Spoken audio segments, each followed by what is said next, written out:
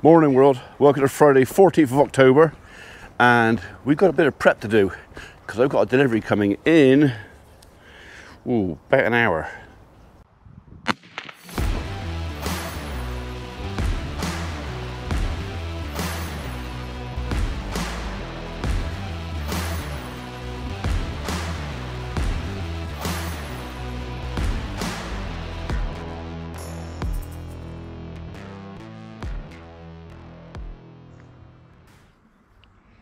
Right, just a phone call from the lorry driver, just about 15 minutes ago, to say that he was loading up with the product and that the size of the wagon is 4 foot at least size of the wagon. I don't think I'm going to lift these bags off if that's the case, because the pictures I've seen with the height of the loop and everything else, I don't think I'm going to do it. So I've primed a neighbour.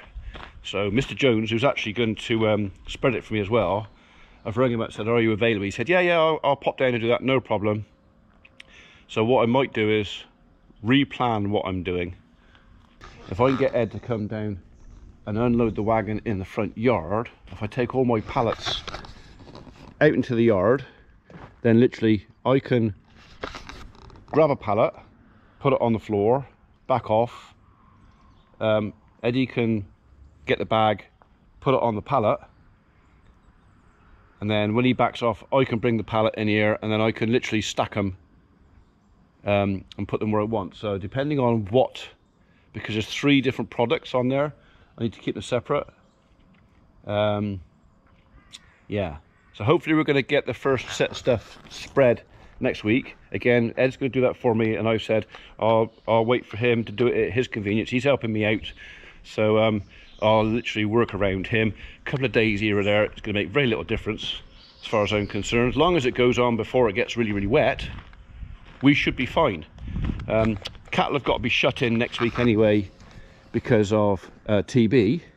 All right, it's only one animal, but I'm going to shut them all in anyway, because if I leave the one animal that's being tested in and let everybody else out, he's going to get stressed. He's already an inconclusive, and the way I look at it is if you've got an animal that is stressed on TB, I don't know, in my head he's more likely to fail because he's stressed. Somebody walking around down in the bottom field, and I wonder what are you doing? Oh, it's the other side of the hedge. Not on my field, it's the other side of the hedge. That's okay, they can do what they want over there. Okay, so I'm going to move my Land Rover out, and I think maybe put all those pallets up in the top yard. Let's plan it so it's planned. Yeah.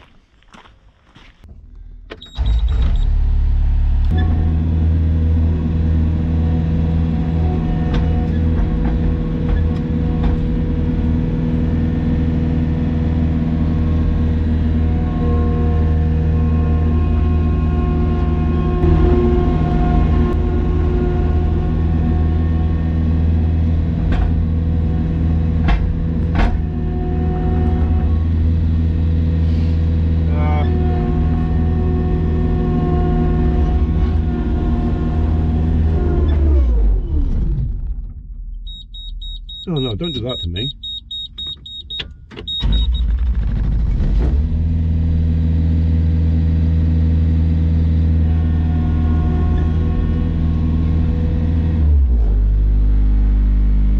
I'm frightened to turn it off now.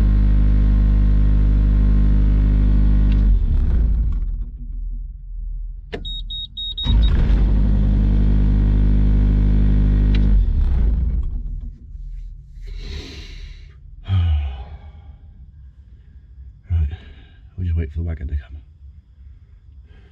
With the forks on, because I have seen them where they turn the forks upside down, mind.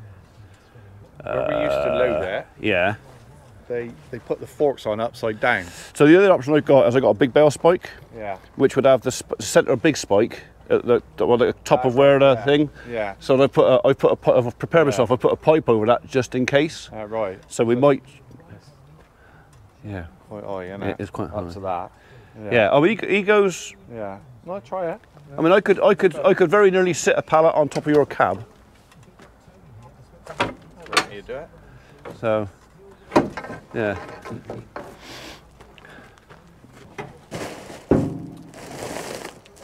I might just have a go with the pallet fork and see if you pick. If the pallet fork won't, then that might. Okay. Easy if I could do it pallet fork, so I can do pallets as well then.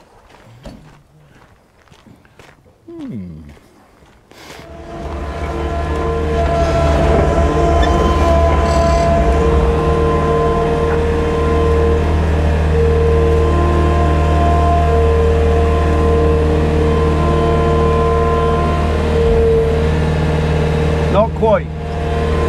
Right, hang on.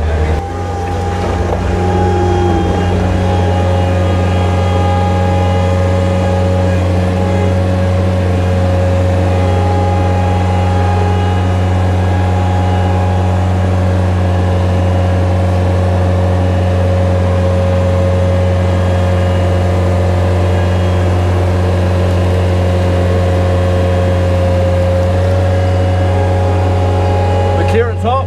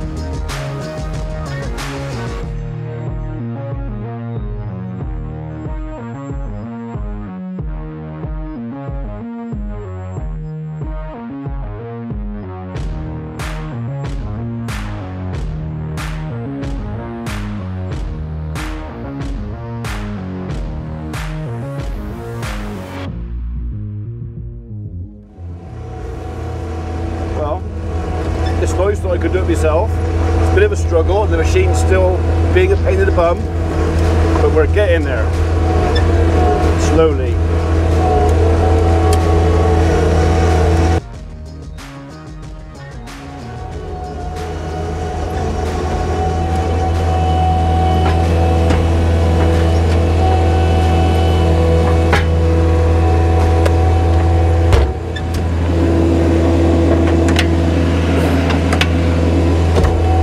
Alright. That's the two odd ones there. Right, so I'll just make sure they they are. Yeah.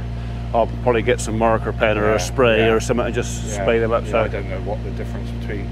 well, one of them's these are basically the same, but one of them's got nitrogen in. Ah, right.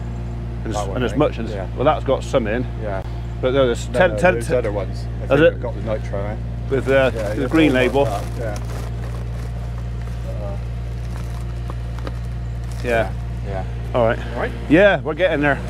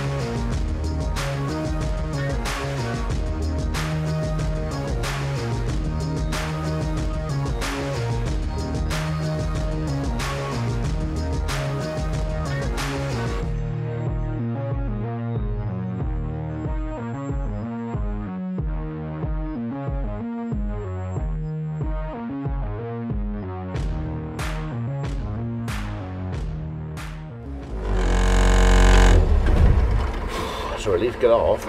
I had my doubts whether it was going to work, but I think the Mustang surprised me again. Yeah. So. When she keeps cutting out. Yeah. Well, there's a little module on the side of the engine. Do you know Neil James? Right. Yeah, yeah. Oh, yeah, yeah. So he came in and he's basically shorted that module out, so it works. Right. But I'm not sure if it's got something to do with oil levels or something in the engine. It measures it, because every time I go uphill. Yeah. Every time you went there. Uphill, it cuts out. Yeah. So it's got either that or it's a fuel filter. I was going to say fuel problem otherwise, yeah. So something right in the bottom of the tank or something. I have. Well, I drained the. You got the sight glass with the tap on the bottom. Yeah, right. I had a little bit of water at the bottom of it, but just a dribble. And it was fuel again. Right. So I don't know. Don't know. Right. Yeah. Thank you very much indeed. Right. Cheers. Safe journey. Cheers. Right then, let's go and put it all on the dry.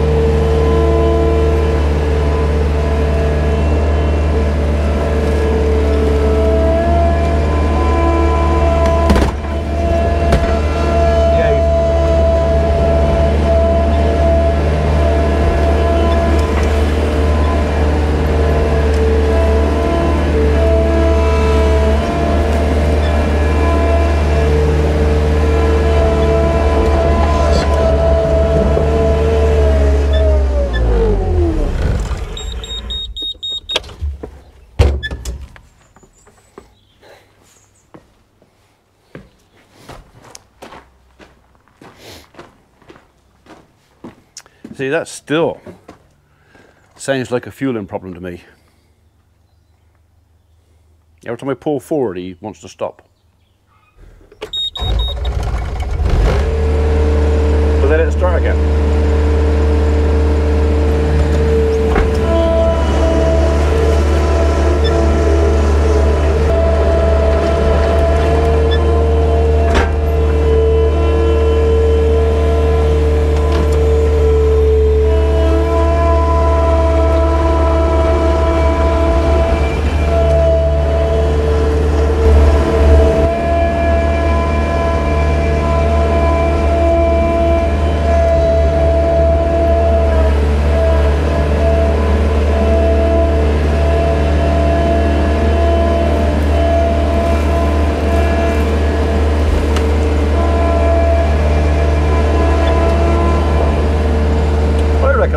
On there, that should be neat enough. Go.